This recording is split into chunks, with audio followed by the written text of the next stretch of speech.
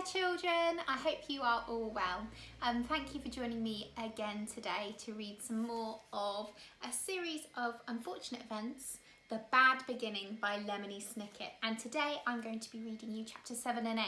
So, the last part that Mr. Conway read, we left the children just having found out from Count Olaf that he wants them to perform in his next play, with Violet being the girl that he intends to marry.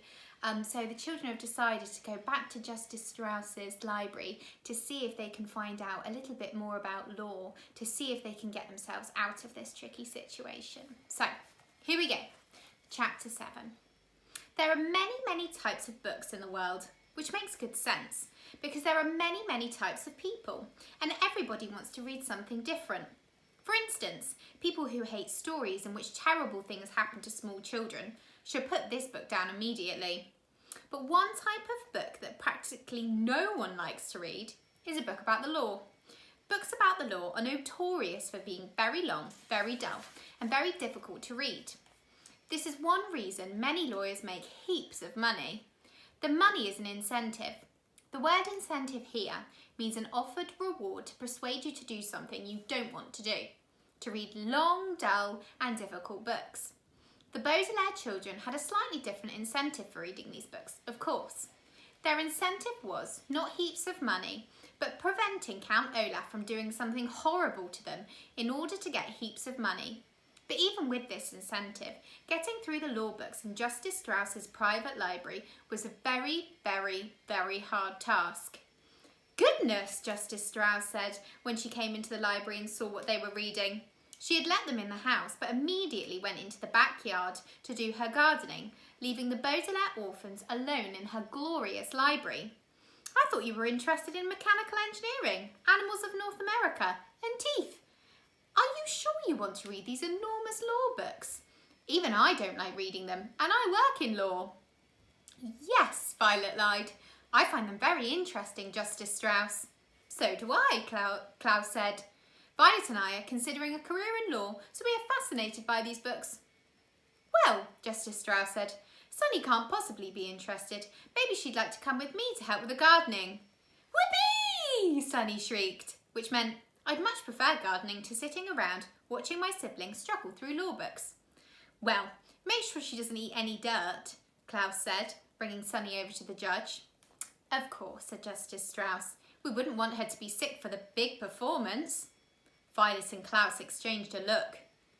"Are you excited about the play?" Violet asked hesitantly. Justice Strauss's face lit up. "Oh, yes," she said. "I've always wanted to perform on stage, ever since I was a little girl, and now Count Olaf has given me the opportunity to live my lifelong dream. Aren't you thrilled to be part of the theatre?"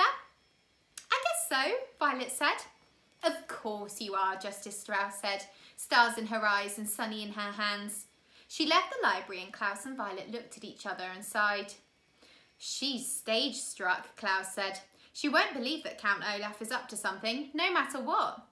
"She wouldn't help us anyway," Violet pointed out glumly. "She's a judge, and she'd just start babbling about in loco parentis like Mr. Poe." "That's why we've got to find a legal reason to stop the performance," Klaus said firmly. "Have you found anything in your book yet?" "Nothing helpful," Violet said, glancing down at a piece of scrap paper on which she had been taking notes. 50 years ago, there was a woman who left an enormous sum of money to her pet weasel and none to her 3 sons. The 3 sons tried to prove that the woman was insane, so the money would go to them. "What happened?" Klaus asked. "I think the weasel died," Violet replied, "but I'm not sure. I have to look up some of the words." "I don't think it's going to help us anyway," Klaus said. "Maybe Count Olaf is trying to prove that we're insane, so he'd get the money," Violet said. "But why would making us be in the marvellous marriage prove we were insane?" Klaus asked. "I don't know," Violet admitted. "I'm stuck. Have you found something?" "Around the time of your weasel lady," Klaus said, flipping through the enormous book he'd been reading, "a group of actors put on a production of Shakespeare's Macbeth, and none of them wore any clothing." Violet blushed. "You mean they were all naked on stage?" "Only briefly," Klaus said, smiling. "The police came down and shut the production down. I don't think that's very helpful either. He was just pretty interesting to read about. Violet sighed. Maybe Count Olaf isn't up to anything, she said. I'm not interested in performing in his play, but perhaps we're all worked up about nothing. Maybe Count Olaf really is just trying to welcome us into the family. How can you say that? Klaus cried. He struck me across the face. But there's no way he can get hold of our fortune just by putting us in a play, Violet said. My eyes are tired from reading these books, Klaus, and they aren't helping us. I'm going to go out and help Justice Strauss in the garden. Klaus watched his sister leave the library and felt a wave of hopelessness wash over him. The day of the performance was not far off, and he hadn't even figured out what Count Olaf was up to, let alone how to stop him. All his life, Klaus had believed that if you read enough books, you could solve any problem. But now he wasn't so sure. You there! A voice coming from the doorway startled Klaus out of his thoughts. Count Olaf sent me to look for you. You are to return to the house immediately. Klaus turned and saw one of the members of Count Olaf's theatre troupe, the one with hooks for hands, standing in the doorway. What are you doing in this musty old room anyway? He asked in his croak of a voice, walking over to where Klaus was sitting. Narrowing his beady eyes, he read the title of one of the books. Inheritance Law and its Implications, he said. Why are you reading that? Why do you think I'm reading it? Klaus said. I'll tell you what I think. The man put one of his terrible hooks on Klaus's shoulder. I think you should never be allowed inside this library again, at least until Friday. We don't want a little boy getting big ideas. Now, where's your sister and that hideous baby? In the garden, Klaus said, shrugging the hook off of his shoulder. Why don't you go and get them? The man leaned over until his face was just inches from Klaus's, so close that the man's features flickered into a blur. Listen to me very carefully, little boy, he said, breathing out foul steam with every word. The only reason Count Olaf hasn't torn you limb from limb is that he hasn't gotten hold of your money. He allows you to live while he works out his plans. But ask yourself this, you little bookworm. What reason will he have to keep you alive after he has your money? What do you think will happen to you then? Klaus felt an icy chill go through him as the horrible man spoke. He had never been so terrified in his life. He found that his arms and legs were shaking uncontrollably, as if he were having some sort of fit.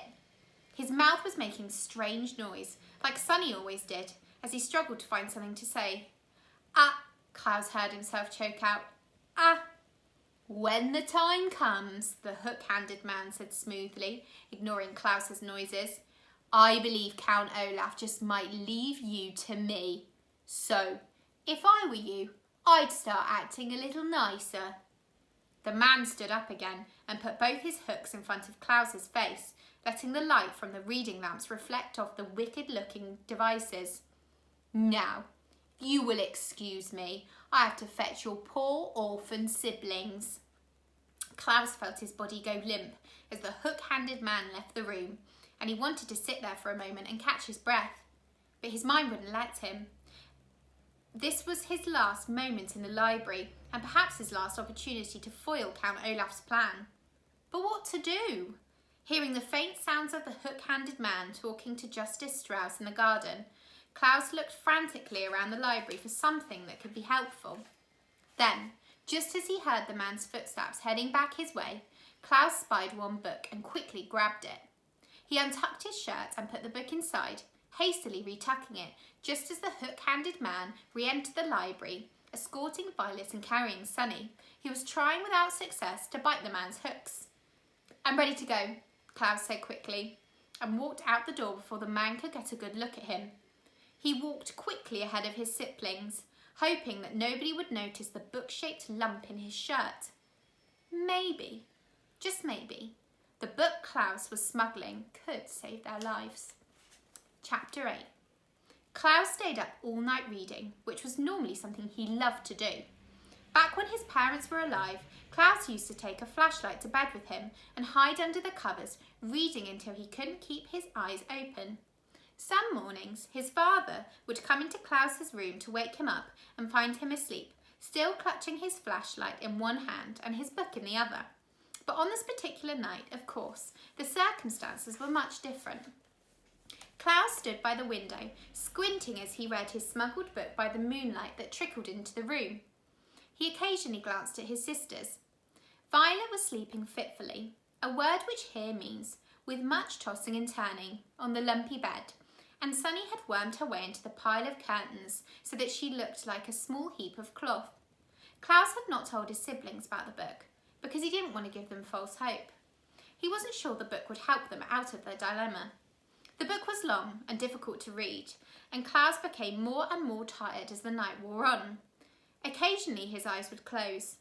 He found himself reading the same sentence over and over.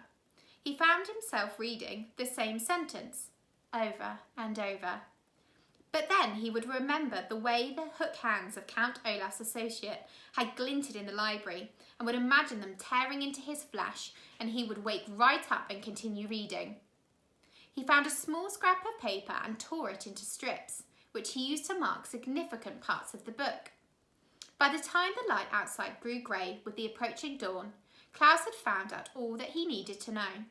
His hopes rose along with the sun. Finally, when the first few birds began to sing, Klaus tiptoed to the door of the bedroom and eased it open quietly, careful not to wake the restless Violet or Sunny, who was still hidden in the pile of curtains. Then he went to the kitchen and sat and waited for Count Olaf. He didn't have to wait long before he heard Olaf tromping down the stairs. When Count Olaf walked into the kitchen, he saw Klaus sitting at the table and smirked, a word which here means smiled in an unfriendly, phony way. "Hello, orphan," he said. "You're up early." Klaus's heart was beating fast, but he felt calm on the outside, as if he had on a layer of invisible armour. "I've been up all night," he said, "reading this book." He put the book out on the table so Olaf could see it. "It's called Nuptial Law," Klaus said, "and I learned many interesting things while reading it." Count Olaf had taken out a bottle of wine to pour himself some breakfast, but when he saw the book, he stopped and sat down. "The word nuptial," Klaus said, "means relating to marriage." "I know what the word means," Count Olaf growled. "Where did you get that book?" "From Justice Strauss's library," Klaus said, "but that's not important. What's important is that I have found out your plan." "Is that so?" Count Olaf said, his one eyebrow raising. "And what is my plan, you little runt?" Klaus ignored the insult and opened the book to where one of the scraps of paper was marking his place. "The laws of marriage in this community are very simple," he read out loud. "The requirements are as follows: the presence of a judge, a statement of I do by both the bride and the groom, and the signing of an explanatory document in the bride's own hand." Klaus put down the book and pointed at Count Olaf. "If my sister says I do and signs a piece of paper while Justice Strauss is in the room, then she is legally married. This play you're putting on shouldn't be called The Marvellous Marriage. It should be called The Menacing Marriage. You're not going to marry Violet figuratively. You're going to marry her literally. This play won't be pretend. It will be real and legally binding." Count Olaf laughed a rough horse laugh. "Ah, your sister isn't old enough to get married." "She can get married if she has the permission of her legal guardian acting in loco parentis," Klaus said. "I read that too. You can't fool me." "Why in the world would I want to actually marry your sister?" Count Olaf asked. "It is true. She is very pretty, but a man like myself can acquire any number of beautiful women." Klaus turned to a different section of nuptial law. "A legal husband," he read out loud, "has the right to control any money in the possession of his legal wife." Klaus gazed at Count Olaf in triumph. "You're going to marry my sister to gain control of the Baudelaire fortune. Or at least, that's what you planned to do. But when I show this information to Mr. Poe, your play will not be performed, and you will go to jail." Count Olaf's eyes grew very shiny, but he continued to smirk at Klaus. This was surprising. Klaus had guessed that once he announced what he knew, this dreadful man would have been very angry, even violent. After all, he'd had a furious outburst just because he wanted roast beef instead of puttanesca sauce. Surely he'd be even more enraged to have his plan discovered. But Count Olaf just sat there, as calmly as if they were discussing the weather. "I guess you found me out," Olaf said. "I suppose you're right. I'll go to prison, and you and the other orphans will go free. Now, why don't you run up to your room and wake your sisters? I'm sure they'll want to know all about your grand victory over my evil ways." Klaus looked closely at Count Olaf, who was continuing to smile as if he had just told a clever joke. Why wasn't he threatening Klaus in anger, or tearing his hair out in frustration, or running to pack his clothes and escape? This wasn't happening at all the way Klaus had pictured it. "Well, I will go and tell my sisters," he said, and walked back into his bedroom. Violet was still dozing on the bed, and Sunny was still hidden beneath the curtains. Klaus woke Violet up first. "I stayed up all night reading," Klaus said breathlessly as his sister opened her eyes, "and I discovered what Count Olaf is up to. He plans to marry you, for real, when you and Justice Strauss and everyone all think it's just a play. And once he's your husband, he'll have control of our parents' money and he can dispose of us." "How can he marry me for real?" Violet asked. "It's only a play." "The only legal requirements of marriage in this community," Klaus explained, holding up nuptial law to show his sister where he'd learned the information, "are your saying I do and signing a document in your own hand in the presence of a judge, like Justice Strauss." "But surely I'm not old enough to get married," Violet said. "I'm only 14. "Girls under the age of 18, Klaus said, flipping to another part of the book, "can marry if they have the permission of their legal guardian. That's Count Olaf." "Oh no," Violet cried. "What can we do?" "We can show this to Mr. Poe," Klaus said, pointing to the book, "and he will finally believe us that Count Olaf is up to no good. Quick, get dressed while I wake up Sunny, and we can be at the bank by the time it opens." Violet, who usually moved slowly in the mornings, nodded and immediately got out of bed and went to the cardboard box to find some proper clothing.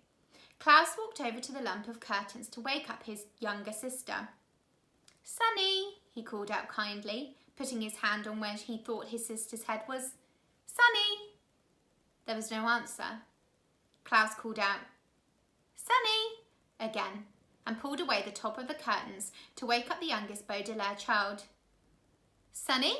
he said, but then he stopped, for underneath the curtain was nothing but another curtain. He moved aside all the layers, but his little sister was nowhere to be found. "Sunny!" he yelled, looking round the room. Violet dropped the dress she was holding and began to help him search. They looked in every corner, under the bed and even inside the cardboard box. But Sunny was gone. "Where can she be?" Violet asked worriedly. "She's not the type to run off." "Where can she be indeed?" said a voice behind them, and the two children turned around. Count Olaf was standing at the doorway, watching Violet and Klaus as they searched the room. His eyes were shining brighter than they ever had, and he was still smiling like he just uttered a joke. Oh my goodness, I hope Sunny's all right. So, I hope you enjoyed that part of A Series of Unfortunate Events, The Bad Beginning by Lemony Snicket. And I shall see you next time. Bye!